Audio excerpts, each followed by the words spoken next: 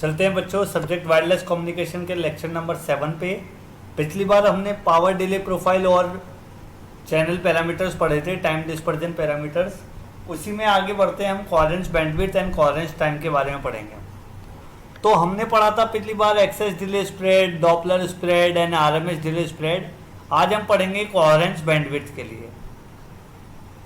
तो coherence bandwidth क्या होती है ये देखते हैं हम। Coherence bandwidth is used to characterize the channel in the frequency domain. मतलब फ्रीक्वेंसी के लिए हमारा चैनल कैसे बिहेव करेगा, मतलब चैनल का मतलब जो हमारा जो हवा में जो ऑब्स्टेकल्स हैं, मल्टीपाथ प्रोपगेशन हो रहा है, तो फ्रीक्वेंसी के हिसाब से वो चैनल कैसे बिहेव करेगा, that is called frequency domain. ठीक है। अब कोहेरेंस बैंडविड्थ क्या होती है, उस चैनल को कैरेक्टराइज करती है फ्रीक्वेंसी डोमेन में, राइट।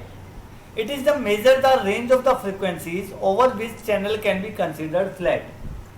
मतलब जैसे सपोज करो, मैं आपको मानता हूँ, मान लो मेरा नेचर जो है वो ये है कि जैसे लाइक मैं डांटता हूँ, सबको डांटता हूँ, ठीक है, लेट मेरा नेचर है ये। अब ये डिपेंड करता है कि मैं किन बच्चों की रेंज तक मेरा नेचर ये कांस्टेंट बना रहेगा, किन बच्चों की रेंज तक ये मेरा नेचर कांस्टेंट बना रहेगा। तो डांटना मेरा टाइम डोमेन नेचर हो गया, मेरा टाइम डोमेन नेचर हो गया डांटना। ठीक है, कि जैसे किसी को कहते हैं कि 9 से 10 बजे तक किसी को बहुत तेज गुस्सा आता है, मान लिया उसको बहुत तेज गुस्सा आता है, तो ये उसका टाइम डोमेन नेचर हो गया। पर वो गुस्सा किन रेंज के बच्चों पे आता है, किन रेंज के बच्चों पे आता है, that is called frequency domain characteristics, right.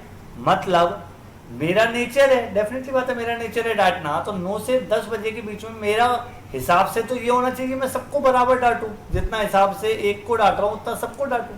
पर मान लो मेरी रेंज से कोई बच्चा बाहर है, मेरी उसको कहते हैं फ्रीक्वेंसी रेंज से बाहर होना।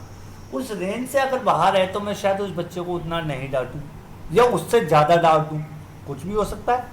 तो वो रेंज उस फ्रीक्वेंसीज की जिसमें चैनल क्या है, फ्लैट है, मतलब वो जैसा एक फ्रीक्वेंसी के लिए बिहेव कर रहा है वैसा ही दूसरी फ्रीक्वेंसी के लिए भी बिहेव करेगा।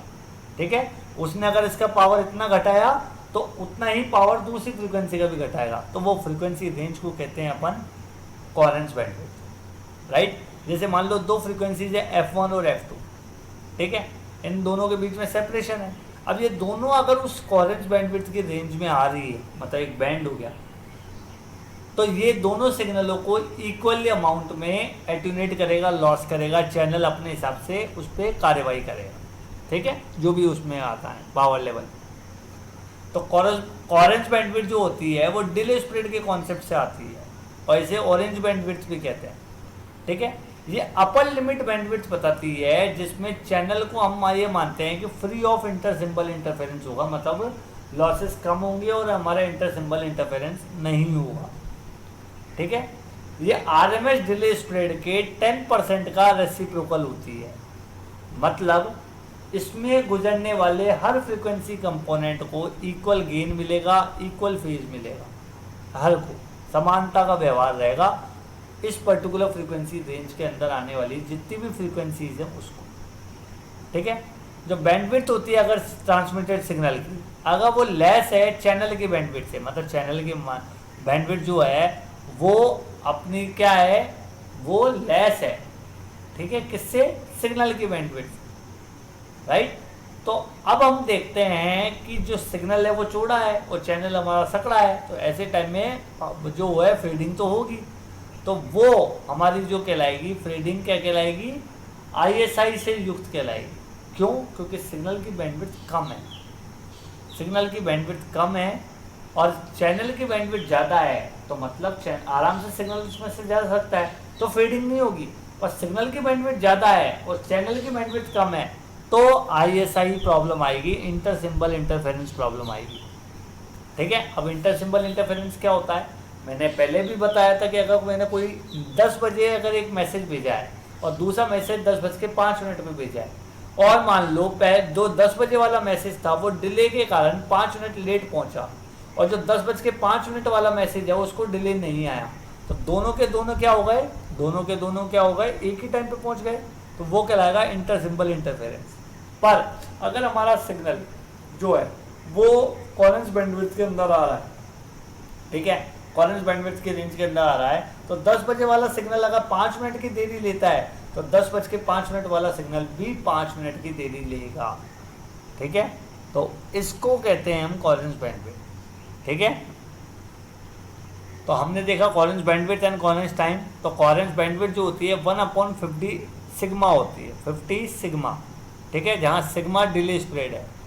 ये तब हो गया जब 0.9 से कोरिलेशन अबोव है, और अगर हमारा कोरिलेशन 0.5 से अबोव है, मतलब जो हमारा सिग्नल का कोरिलेशन वैल्यू है वो एम्पलीट्यूड कोरिलेशन वैल्यू है वो 0.5 है, तो उसको कहेंगे 1/5 सिग्मा।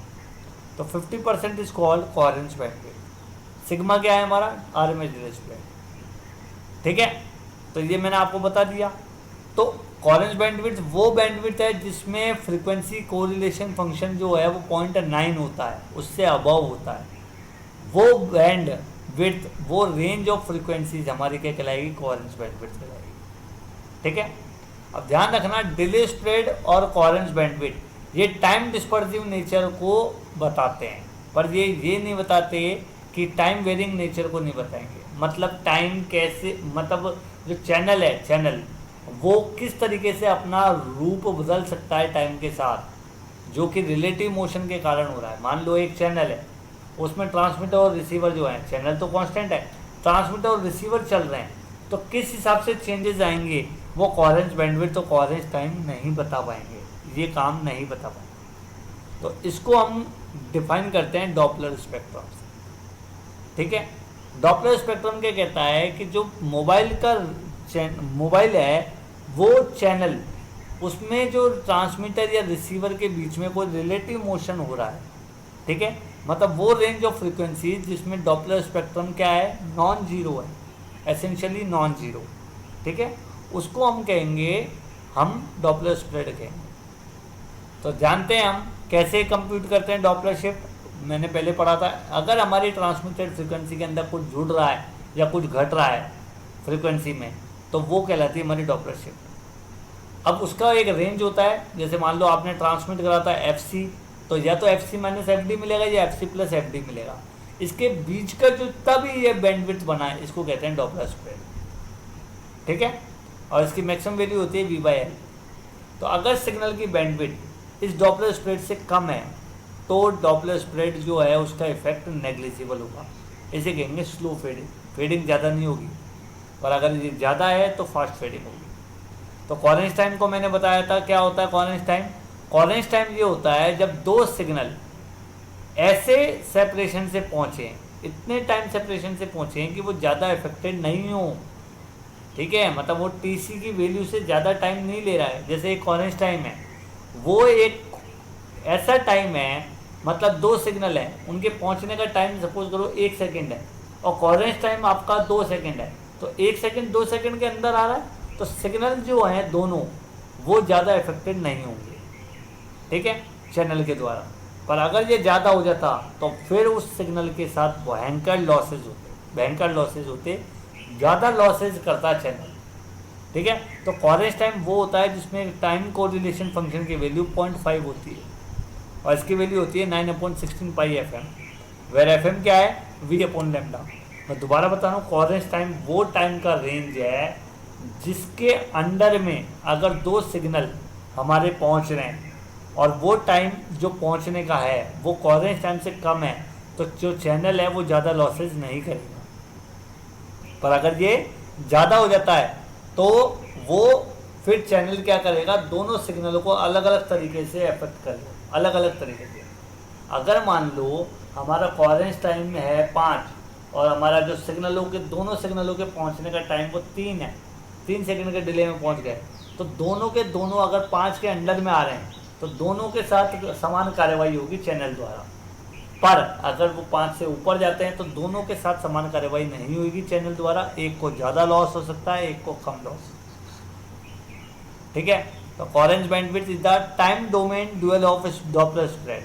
और ये क्या करती है कॉरेंस टाइम, ये टाइम वेरिंग नेचर बताती है चैनल का। टाइम वेरिंग नेचर मतलब मोबाइल चैनल जो है, मतलब ट्रांसमीटर और रिसीवर अगर चल रहे हैं, ट्रांसमीटर और रिसीवर चल रहे हैं, तो क्या फ़र्क आएगा सिग्नल के ऊपर, उसको ये time varying nature of channel बताएगी। ठीक है, तो इसके लिए हमें सबसे पहले जानना पड़ेगा डॉपलर स्प्रेड क्या होता है। तो डॉपलर स्प्रेड जो होती है वो कोहेरेंस टाइम का रेसिप्रोकल होता है। ठीक है, तो मैंने क्या बताया, डॉपलर स्प्रेड जो है वो तो कोहेरेंस टाइम का रेसिप्रोकल होता है। और कोहेरेंस टाइम क्या होता है, जिस पे टाइम कोरिलेशन फंक्शन की वैल्यू अबव है 0.5 से, जिसकी वैल्यू होती है 9/16 पाई FM। Thank you.